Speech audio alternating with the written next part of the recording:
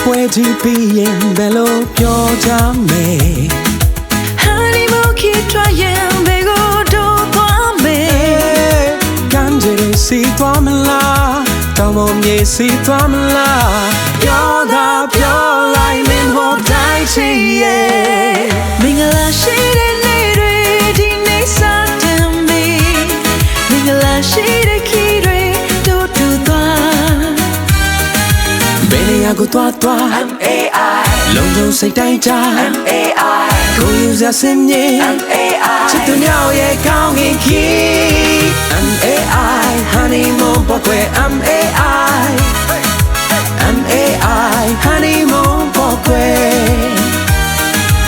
MAI honeymoon ပေါ်ကွယ် MAI MAI honeymoon ပေါ်ကွယ်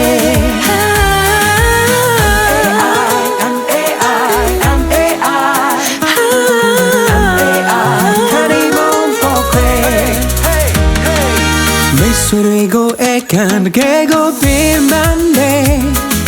မိဘမျိုးတွေကြားမှာအပူပင်သိမ်းများတယ်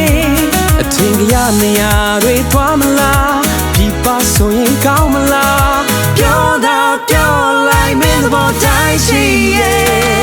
မင်္ဂလာရှိတဲ့နေ့တွေဒီနေ့စတင်ပြီမင်္ဂလာရှိတဲ့ခေတ်တွေတို့တူသွားဘယ်နေရာကိုသွားသွား MAI လုံးလုံးစိတ်တိုင်းချ MAI ကိုယူစစင်းမြေ MAI ချစ်သူများရဲ့ကောင်းကင်ခီ MAI honeymoon ပေါ်ကွယ် MAI MAI honeymoon ပေါ်ကွယ်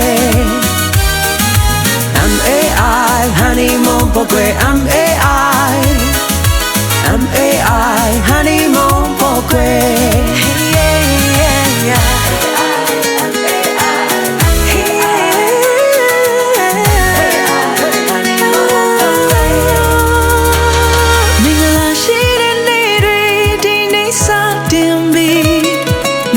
ရှိတဲ့ခေတ်တွေတို့တူသွား